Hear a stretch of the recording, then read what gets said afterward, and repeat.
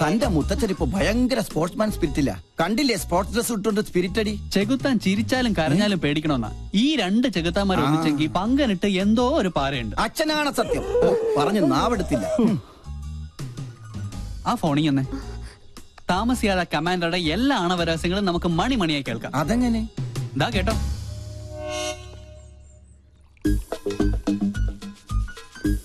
കായികത്തിന്റെ മറവിൽ കള്ളുകൂടി പരനാൾ കള്ളൻ ഒരു നാൾ പിടിക്കപ്പെടുന്ന. തനിക്കറിയില്ല എന്റെ വിഷമം.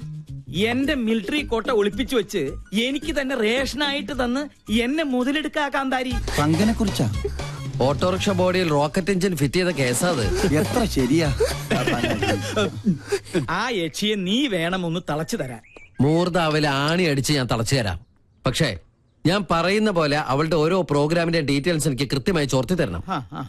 അവരുടെ കളേഷ് ഷോ ഞാൻ കൊളമാക്കി തരാം. ഇനി മുതൽ അത് കൊളേഷ് ഷോ ആണ്. അത് മതി. അങ്ങനെ അവള് ചാനലിൽ നിന്ന് ഔട്ടാവണം. അവളെ ഒന്ന് നേരെയാക്കാൻ ഇതേ ഒരു മാർഗമുള്ളൂ. ഞാൻ ഒഴിച്ചു കൊടുത്ത കോട്ട കുടിച്ച് വളർന്ന ആളാ. പെഗ് കൊടുത്ത കൈക്ക് എന്നെ കുത്തി.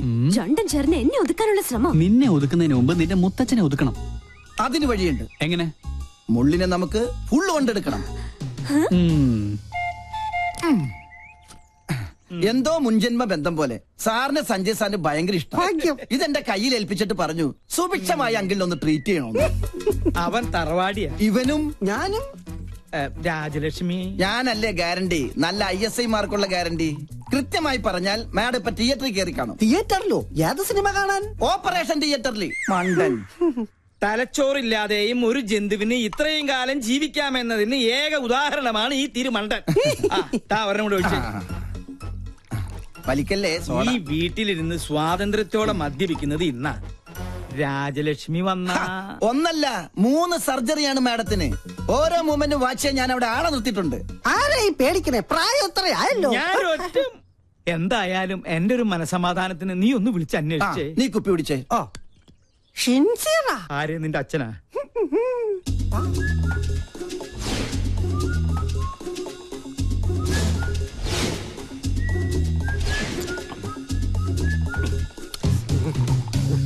ഹലോ. അതെ, അവിടെ എന്തായി? ഡ്യൂട്ടി കഴിഞ്ഞ് പട്ടാളം ഇറങ്ങിയിട്ടുണ്ട്. ഞങ്ങൾ അവിടെ എത്തുമ്പോഴേക്കും മുത്തശ്ശൻ പാമ്പായി എഴയണം. ഓക്കെ? ഓ, മേജർ സർജറി ആണല്ലേ. Okay okay okay. പാവം മേജർ, രക്ഷപ്പെട്ട മതിയായിരുന്നു. മുത്തച്ഛൻ മുത്തിക്കോ. ഓപ്പറേഷൻ കഴിയുമ്പോ ഒരുപാടാവും സമയം. നിനക്ക് സുഖാവുണ്ടേ മോനെ? ഒരെണ്ണം കുടിച്ചേക്കാം. പറഞ്ഞ സ്ഥിതിക്ക് ഒരെണ്ണം കഴിച്ചേക്കല്ലേ. വെള്ളം എന്തൊരാക്രാന്തം. വെള്ളം ഒഴിച്ചാൽ ഞാൻ തുമ്മും. അലർജിയാ. സാറ് മഹാപിശുക്കനാണെന്ന് എല്ലാരും പറയണത്. പക്ഷെ എനിക്കത് തിരുത്തണം. ഒരു 5000 മണീസ് എനിക്ക് കടമായിട്ട് തന്നാ മതി. മോനെ ഗോപി, എന്തോ? നിന്നെ വിറ്റ കാശ് എന്റെ കയ്യിലുണ്ട്. സന്തോഷായി. എന്നാ അതിന്ന് കുറച്ച് കടമായിട്ട് തന്നാ മതി. സാറേ, എനിക്ക് അംഗം കുറിക്കണം. അംഗം കുറിക്കാനോ? അതിന് വാളെവിടെ? വാള് ഉറയിലുണ്ട്, ഊരട്ടെ. ഇത് വാളല്ല, ഇത് ഉറുമിയാണ്. അയ്യോ രാജലക്ഷ്മി, ഇനി ഇവിടെ നിൽക്കണ ശരിയല്ല. വിട്ടേക്കാം. ഇവരും പോയോ?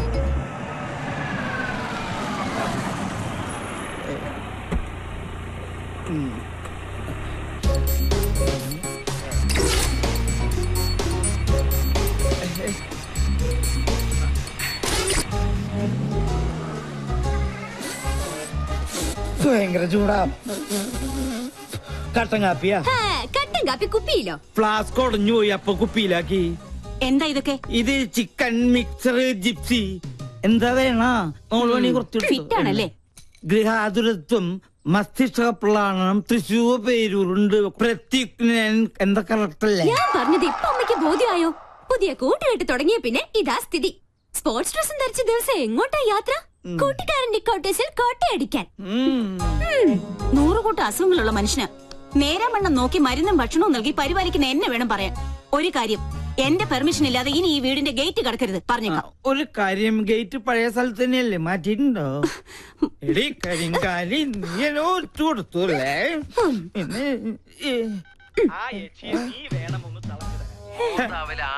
എങ്ങനെയുണ്ട് ശബ്ദരേഖ?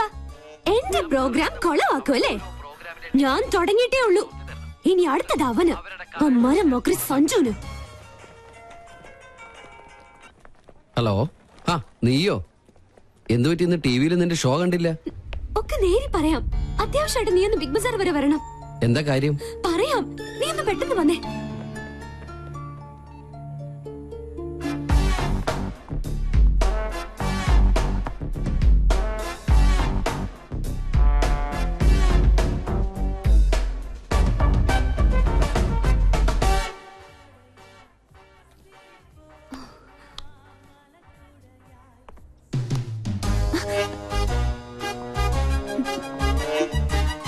ഹായ്. എന്താ മുദ്രമോതിര നഷ്ടപ്പെട്ട ശൗന്തളെ പോലെ നീയാകെ ഡൾമൂഡിലാണല്ലോ. എന്താടി, പുതിയ വല്ല ഐറ്റോപ്പിക്കാനുള്ള സൂത്രപ്പണിയാണോ? എനിക്കറിയാം, നീ അതേ സംശയിക്കുള്ളൂ. ഞാൻ ആകെ ടെൻഷനില്ല. ആദ്യമായിട്ട് എന്റെ പ്രോഗ്രാം പോലും ഒന്ന് തടസ്സപ്പെട്ടത് അറിയോ? കാരണം എന്റെ ക്യാമറമാൻ രാഹുൽ, അവൻ ആകെ പ്രോബ്ലത്തിലാ. അവനെന്ത് പ്രോബ്ലം? ഞാൻ കണ്ടില്ലേ,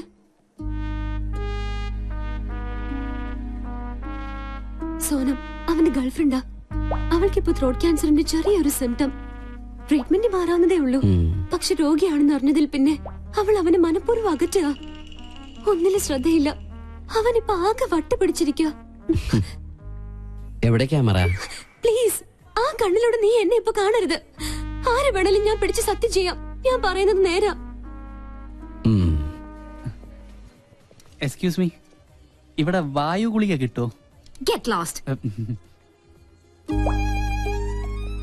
അവൻ എന്തെങ്കിലും കടുങ്കായി ചെയ്യും, അതാ എന്റെ പേടി. ഞാൻ എത്ര പറഞ്ഞിട്ടും അവള് കേൾക്കുന്നില്ല. നീ ഒന്ന് പറഞ്ഞ് അവളെ ബോധ്യപ്പെടുത്തണം പ്ലീസ്.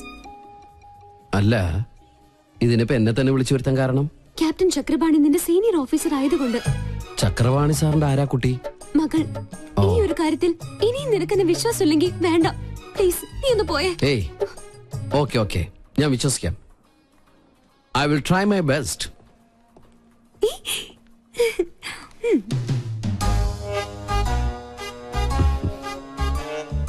എക്സ്ക്യൂസ് മീ, കുട്ടി വിചാരിക്കുന്ന പോലെ അത്ര വലിയ സംഗതികളൊന്നും കുട്ടിക്കില്ല.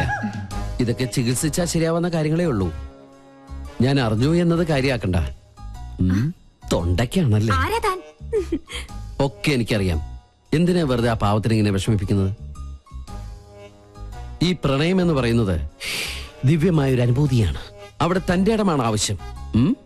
നമ്മള് ഒന്നിനെ പേടിക്കാൻ പാടില്ല. I can understand your feeling. Chakrapani സാറിനോട് ഞാൻ സംസാരിച്ചോളാം. എന്താണ് തനിക്ക് വേണ്ടത്? അത് ഞാൻ ഈ ചക്രപാണി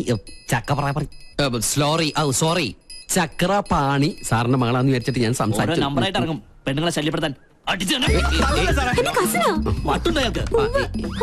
ട്രീറ്റ്മെന്റില്ല. തന്നെ മരിച്ച കാമുകയോട് സാദൃശ്യമുള്ള ഏത് പെൺകുട്ടിയെ കണ്ടാലും ഒന്ന് നിയന്ത്രണം വിടും. അതിന് ചങ്ങലക്കിടല്ലേ വേണ്ടത്? നോ നോ നോ, ഉപദ്രവിക്കില്ല. സംസാരം കൊണ്ടുള്ള ശല്യേ ഉള്ളൂ. അതുകൊണ്ടാ ചങ്ങലക്കിടാത്തത്. അതെ അതെ, സാറ് ധൈര്യമായിട്ട് പോയിക്കോട്ടാ. കടുവയെ പിടിച്ച കിടുവ. എപ്പടി? ഇതിൽ ഞാൻ ഷൂട്ട് ചെയ്തത് ഒരു എപ്പിസോഡാ. നാട്ടുകാരുടെ മുമ്പിൽ നീ അലങ്കോലപ്പെടുത്തിയ എന്റെ ഇമേജ് തിരിച്ചെടുക്കാൻ ഇത് മാത്രം മതി എനിക്ക്. This is the Pinky Show.